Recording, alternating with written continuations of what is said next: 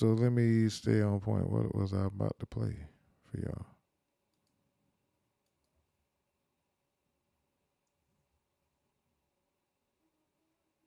I think we was about to talk about DEI. Anything that I've seen that support for diversity, equity, and inclusion had anything to do with the results in November. The results in November had everything to do with the high cost of living in the United States of America. And that should be everyone's takeaway, along with the importance of working together to secure the border. Okay, Diversity, working together. equity, and inclusion are American values. Perhaps I can explain. The motto of the United States of America is E pluribus unum, out of many, one. That's diversity. The 14th Amendment to the United States Constitution, one of the most important amendments in our country, provides equal protection under the law. That's equity. In this country, we pledge allegiance to the flag of the United States of America, a flag that we just presented to the new president and vice president. And in that pledge, we promise one nation under God, indivisible, with liberty and justice for all. ALL. That's inclusion. Not complicated. Diversity, equity, and inclusion are American values. It's about economic opportunity. It's about merit for everyone, based on what you know, not who you know. So again, the demonization of DEI is what the real outrage is. The demonization, first it was, it formed to a lot of different forms. It was woke. Now it's DEI. I tell you what, we wasn't too fond of Donald Trump blaming DEI, the crash on DEI, but I guess before we even talk about that, we have to talk about the crash, right? So the BlackHawk crash, we have to take a pivot from the politics and talk about these tragedies. First and foremost, we have to say rest in peace and all respect to the family, and rest in peace to all the victims that passed in the last week to these tragic but epic disasters. They say that it's a lot of, I ain't gonna get my tinfoil hat going on and talk about the conspiracies, but I do feel like it's a conspiracy. I just have to put that out there first. I do feel something going on in the water. Ain't no way in hell that all of a sudden we got crashes back to back.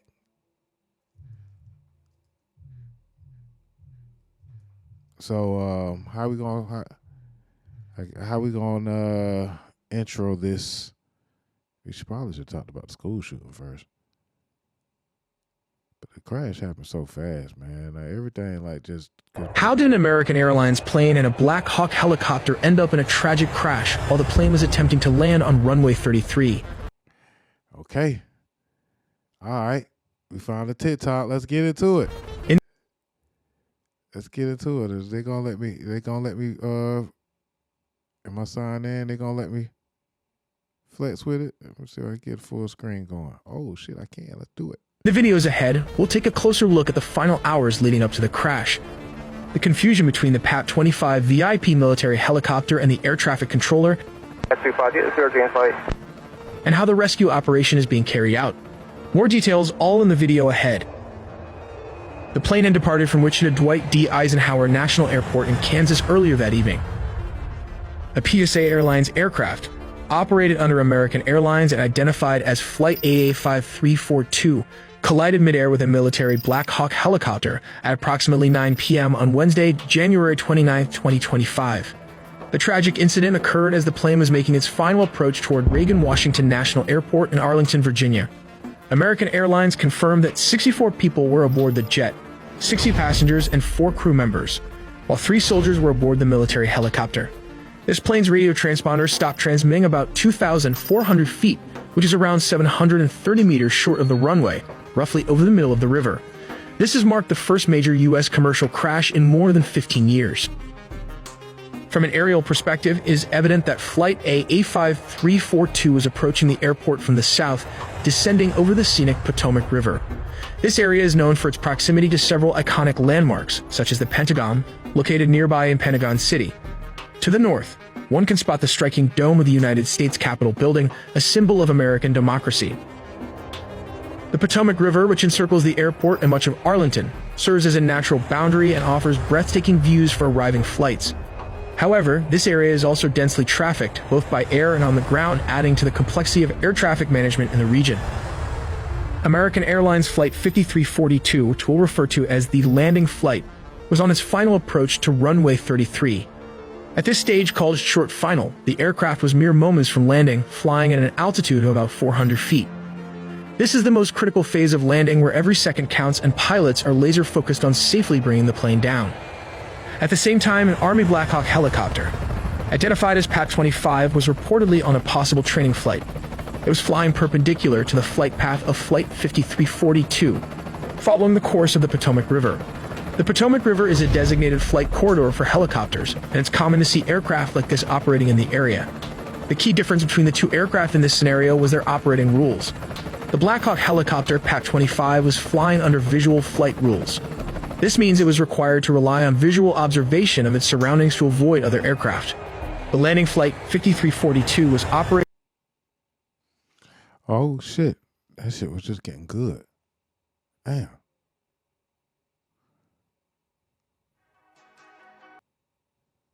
That shit was just getting good. Hold on. Damn, TikTok. How did an American How? Part 2 it.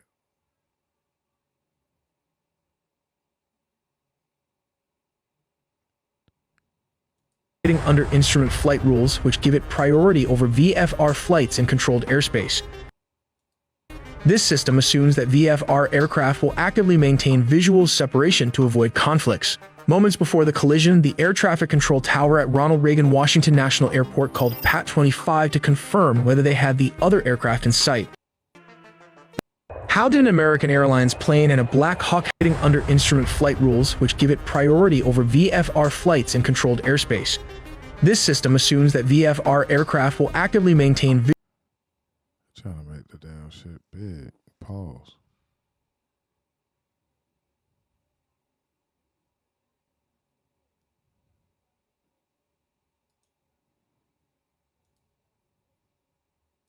visual separation to avoid conflicts. Moments before the collision, the air traffic control tower at Ronald Reagan Washington National Airport called Pat-25 to confirm whether they had the other aircraft in sight.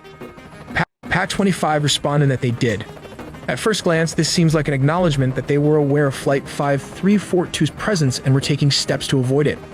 However, it now seems likely that Pat-25 had mistakenly identified a different aircraft, possibly a departing flight from the same airport, and believed that was the other aircraft referred to by the tower. Tragically, Pat-25 may not. Wait, hold on. However, it now Pat-25 responded that they did. Moments before the collision, the air traffic control tower at Ronald Reagan Washington National Airport called Pat-25 to confirm whether they had the other aircraft in sight. Pat-25 responded that they did.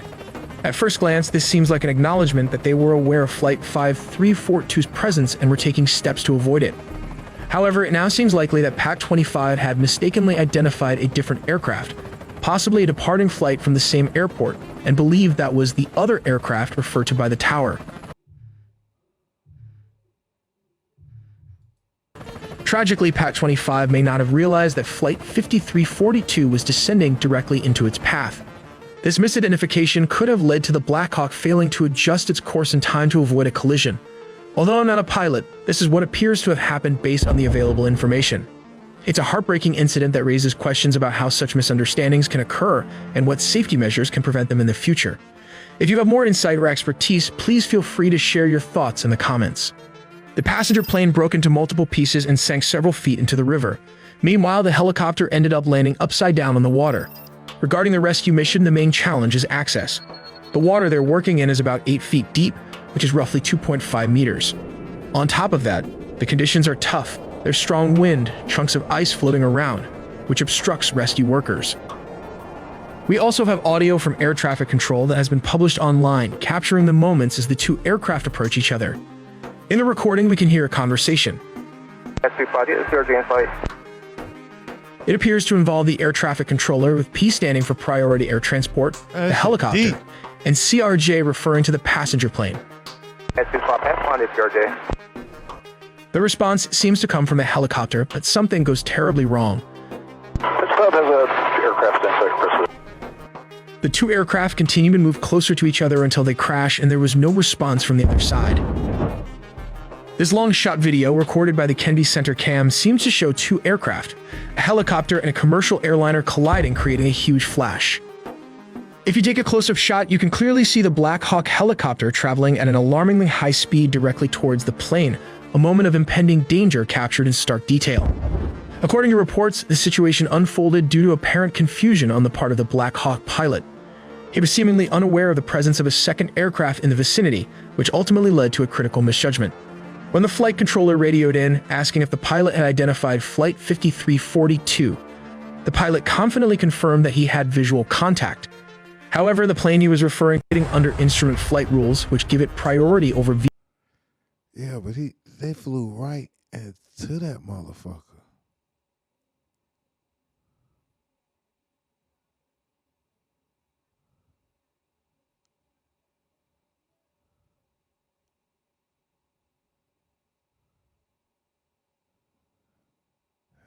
Now, as a former BlackHawk crew chief flying at night, we use night vision goggles. Hold on. But when at low altitude, lights in the sky and ground light can be confusion. Does the BlackHawk not have an onboard radar system? Still no way to the story we're being told about. Those who know a BlackHawk is equipped with night vision, infrared sensors, collision warnings.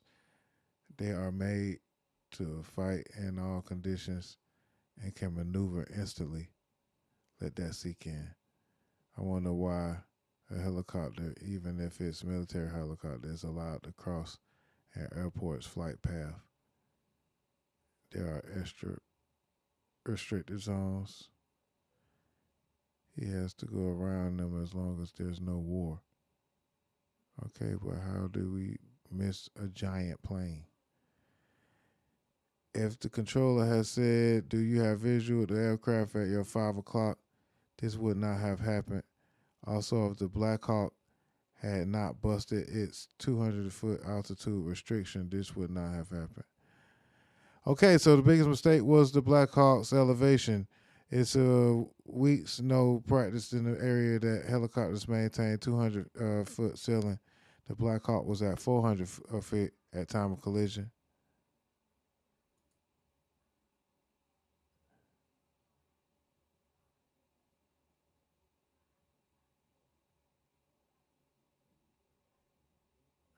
Okay, that's crazy.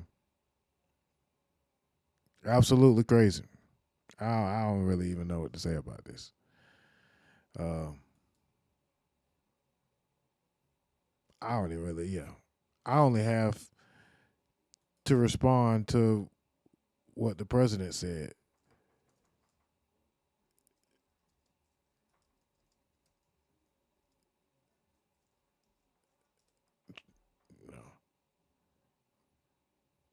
DEI problems and hiring problems, and that it's inevitable something's going to happen. So it's sad that Trump has inherited this, but I think that he's moving quickly to clean it up. Yeah, he talked about this. Talk about shit. They blamed the diversity elements, but then told us that you weren't sure that the controllers made any mistake. All right, so yeah, hold on. I want to pick the first one.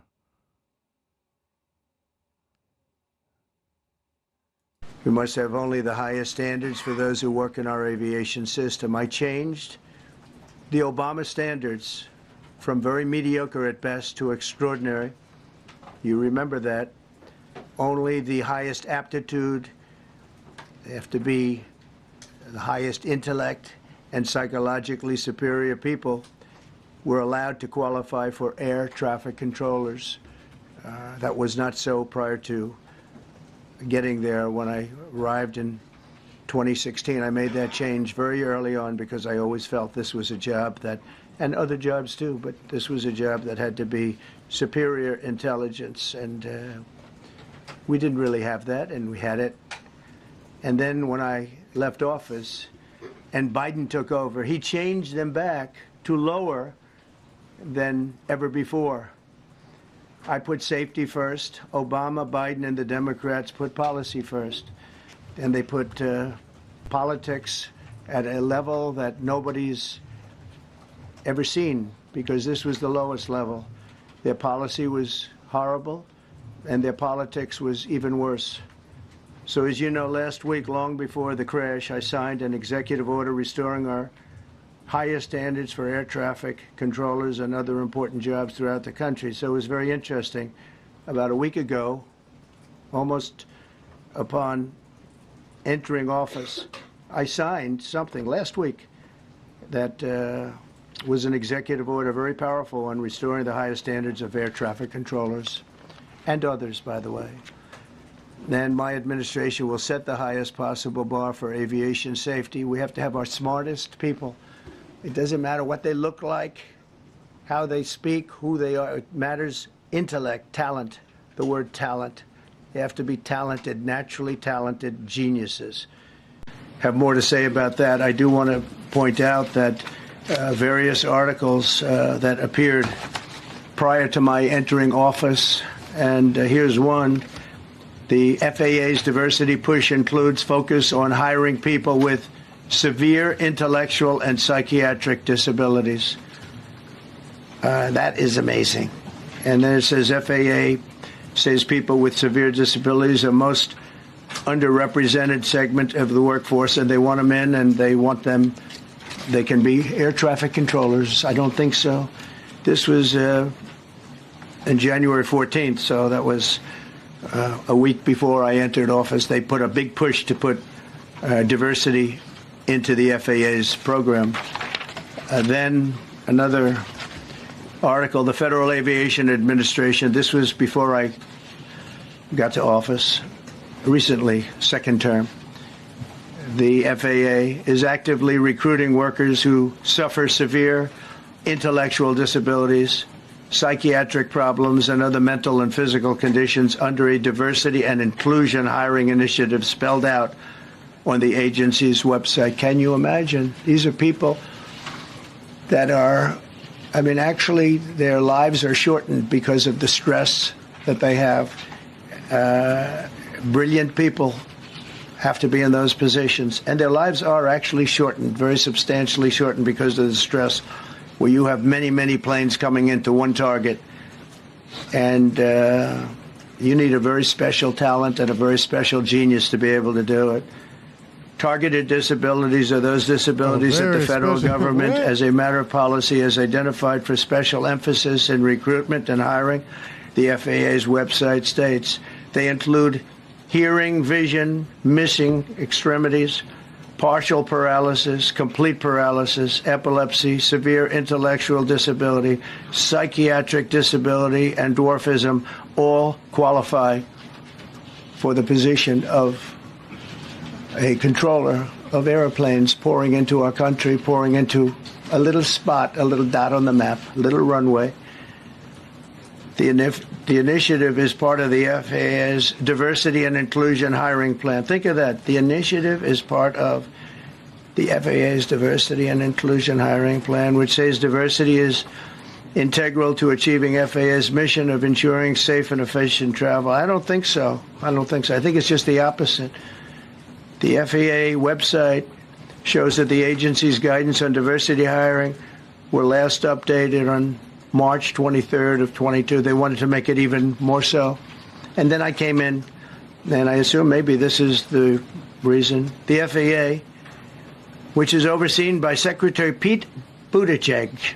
Pete A real Buttigieg. I was going to say Pete Buttigieg. That guy's a real winner. Do you know how badly everything's run since he's run this Department of Transportation? He's a disaster. He was a disaster as a mayor. He ran his city into the ground, and he's a disaster now. He's just got a good line of bullshit. The Department of Transportation. Yeah. I almost feel like that was AI when I first see that. His government agency charged with regulating civil aviation. Bullshit. Got a good line of bullshit. Got a good line of bullshit. The Department of Transportation. His government agency charged with regulating civil aviation. Well, he runs it, 45,000 people, and he's run it right into the ground with his diversity. Running right into the ground with his diversity. So yeah, man, that is the president's first take on what happened with the BlackHawk running into the plane in the FAA. But actuality, Donald Trump actually fired the head of the FAA the week that he was inaugurated. What he is saying is that the only people who are competent to run anything in this country are white men. That's what he's saying. He's saying that because the FAA has hired women and black people, that our nation's safety is at risk. It's kind of incredible that a president of the United States can say that.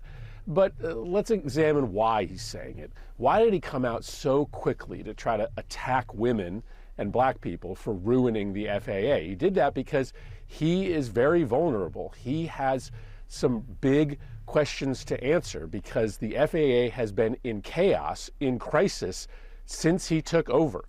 Elon Musk, his co-president, forced out the FAA administrators. So See how my boy slid that in there. Pause. They say Elon Musk, his co-president.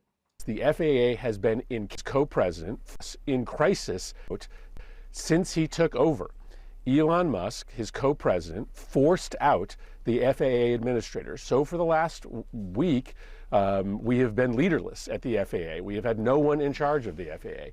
Trump fired, upon taking office, the entire FAA Safety Advisory Board. He spent the last week trying to push federal employees out the door, including people at the FAA, trying to bully them into accepting offers to resign.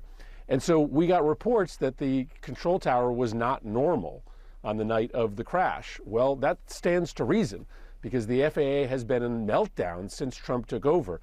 He knows that he would have to answer for that. So instead of actually explaining why he left the FAA leaderless and without any direction, in chaos, he's blaming black people and blaming women who work at the FAA without any evidence. Of course, he has no evidence that that's true because it's not true. And, you know, who knows? Let's see what the real reason is here, but this could be a cover-up. Okay, I agree, and Buddy been spitting them facts this show, ain't it? Gotta find out who Buddy is. Chris Murphy.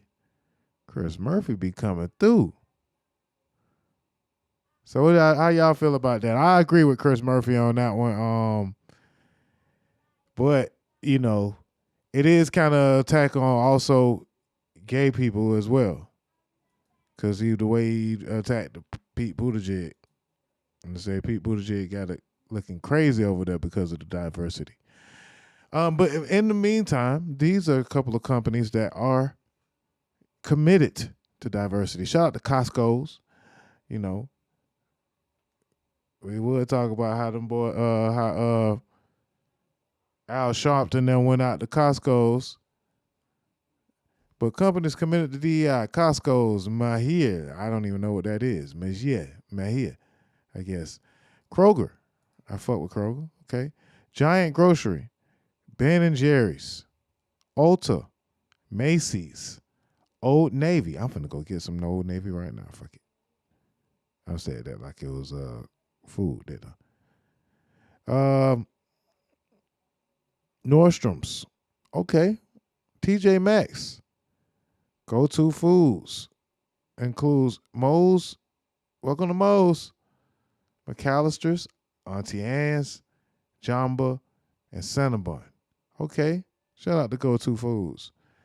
Dollar Tree, I know Dollar Tree gonna fuck with the diversity. Shout out to them ones at Dollar Tree. Yeah. Walgreens and Wegmans. Shout out to these companies. If you know of any of these companies in your area, make sure you reward them for standing up to their DEI policies and not folding like other companies have. All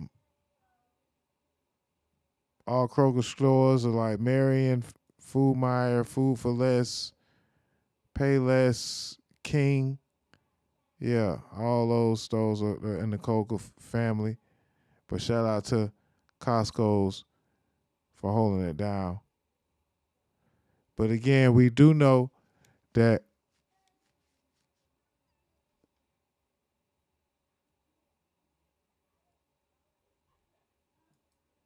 we do know this to also be fact, and we also have to just, while many white women have made gains in American workplaces, the gains for racial and ethnic minority women haven't been as significant.